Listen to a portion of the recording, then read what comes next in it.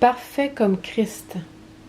Le passage à lire, c'est dans Matthieu 19, versets 16 à 26. Le mot perfectionnisme est l'un des plus à craindre selon moi, écrit Kathleen Norris, en faisant soigneusement un contraste entre le perfectionnisme des temps modernes et la perfection décrite dans l'Évangile selon Matthieu. Elle dit de notre perfectionnisme qu'il s'agit d'une grave affliction psychologique qui rend les gens trop timides pour courir les risques nécessaires. Cependant, le mot traduit par parfait dans cet évangile signifie en fait mûr, complet ou entier. Norris en conclut ceci: être parfait revient à remettre sa croissance et à devenir assez mûr pour se donner aux autres.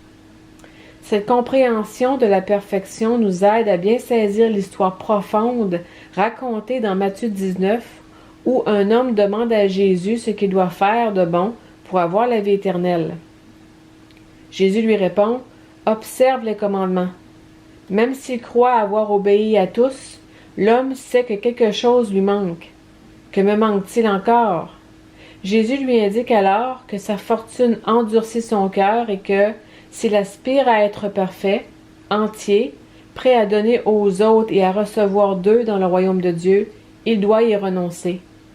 Chacun a sa propre version de la perfection, des biens ou des habitudes auxquelles on s'accroche dans une vaine tentative de rester aux commandes. Aujourd'hui, recevez la douce invitation de Jésus à lâcher prise et goûter la liberté de la plénitude qui ne se trouve qu'en lui. C'est écrit par Monica Larose. Quand avez-vous pris des objectifs personnels pour la perfection biblique?